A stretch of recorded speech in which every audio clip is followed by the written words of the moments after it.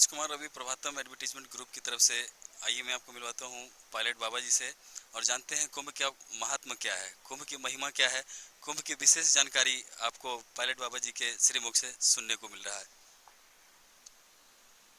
बेटे, कुंभ सिंहस्थ जिसे कहते हैं, यह मानवता की रक्षा करने के लिए कुंभ 4 वर्षों के बाद लगता है, क्योंकि इससे विश्व को हम आप भारत का संस्कृति सभ्यता द्वारा गुरु बनने की संदेश देते हैं।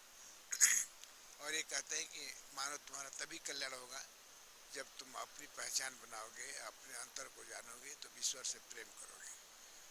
तूने मानव से बहुत प्रेम किया है, मानव देह से बहुत प्रेम किया है, तूने धन दौलत वैभव बहुत इकट्ठा किया है, लेकिन वह आज तक तुम्हें वह सुख संपदा, वह आनंद नहीं दे पाया है। उसे अगर तुम पाना चाहते हो तो तुम अपने घर की ओर लौटो। तुम जिस घर में रहते हो आत्मा बन करके, वह घर बहुत ही पवित्र, बहुत महान और दैविक शक्ति से भरा पड़ा है। उस दैविकता की पहचान करने के लिए कभी कभी कुंभ मेला भारतवर्ष में लगता है 4 जगहों पर। 12 वर्षों के बाद यह सिंहस्थ लगा है। यह सिंहस्थ बहुत ही प्रभावशाली है, क्योंकि इसमें चेतना की जागृति है और वह चेतना उग्र है।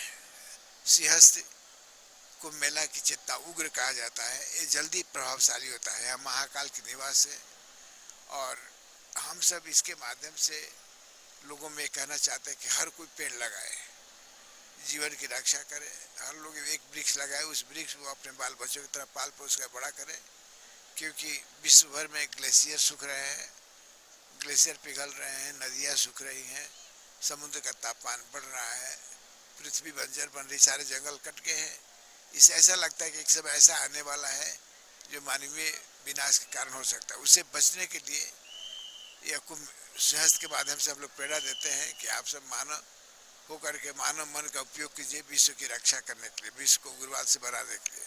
हम सब सत्प्रेम, सद्भक्ति, सद्भावना से रहें और सभी में अपने प्रेम को जगाए, क्योंकि सभी में एक ही ईश्वर है। वह किसी धर्म में नहीं बटा। ईश्वर किसी धर्म का नहीं होता है, व्यक्ति ने धर्म व्यक्ति ने बनाया। इसलिए वह प्रेम जो अपने बच्चों से, अपने पत्नी से, अपने बीवी से, अपने माता पिता से कहते हैं, जिसमें राग द्वेष नहीं होता है, भेद नहीं होता है, वह सद्प्रेम को संसार के लोगों से प्रेम करना सिखाए और किसी को हानि न पहुंचाए। हम सबको बदलने की कोशिश करें, उसको मारे नहीं। अगर गलत व्यक्ति है तो वो अभी एक जीव है, उसको कानून भी न मारे। कानून ये कोशिश करे उसमें परिवर्तन हो जाए, क्योंकि पृथ्वी का एक व्यक्ति नागरिक है, पृथ्वी का वह वासी है।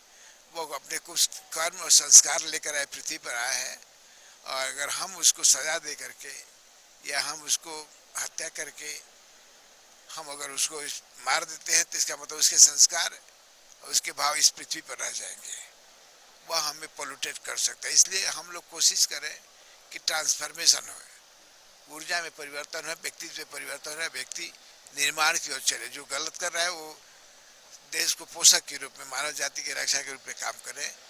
कुंभ मेला के माध्यम से यह संपर्क देते हैं। कुंभ मेला इसलिए लगा है, मध्य प्रदेश सरकार की अच्छी प्रयास है कि वह मानवता को जगाए, मानवता की रक्षा करे और भारत एक विश्व गुरु बन करके विश्व को धर्म का, प्रेम का, शांति का संदेश दे।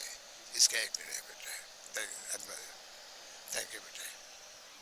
बाबा जी, गाय को लेकर के, गाय हमारी माता है, हमारे ये जीवन में इसका क्या उपयोग रह जाता है, इस मिशन के बारे में कुछ आप। एक गाय ही ऐसा जानवर है जो माता की तरह अपने दूध से हमारे बच्चों को, हम सब की रक्षा करते हैं। इसका गाय के दूध में जीवन दायिनी पोषक तत्व है। अगर उस गाय की हम हत्या कर देंगे तो पृथ्वी पर बहुत बड़ा बोझ हो जाएगा। इसलिए जैसे हम माँ के दूध पी कर बड़े होते हैं, उस तरह से गाय के दूध पी करके, गाय के गोबर से, गाय के मूत्र से हम लोग आयुर्वेदिक इलाज करते हैं। इसलिए गाय की रक्षा करनी चाहिए। गाय देश के लिए, विश्व के लिए बहुत उपयोगी है, लेकिन हम विश्व के लिए नहीं कह सकते हैं कि वो क्या करे गाय के प्रति, पर हम उसे कह सकते हैं कि वे भी गाय की रक्षा, क्योंकि उनका इकोनॉमिक व्यवस्था गाय के ऊपर डिपेंड करता है।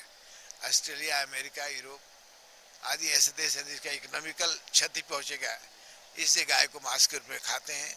वो भी जीवन की रक्षा करते हैं, लेकिन हम भारतीय गाय को गौ माता के रूप में पूजते हैं तो बाबा जी, गौ की असल में रक्षा कैसे हो, क्या कदम ऐसा उठाना चाहिए कि जिससे लगे कि गौ रक्षा हो रही है?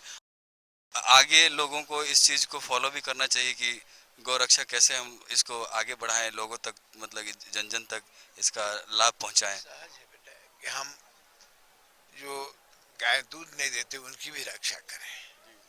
हम गांव गांव गौशाला खुलवाएं और गवर्नमेंट गांव के समाज का जो व्यवस्था है वो लोग गाय को बेचे नहीं। गाय का अगर दोहन करते हैं तो इसका पालन भी करें।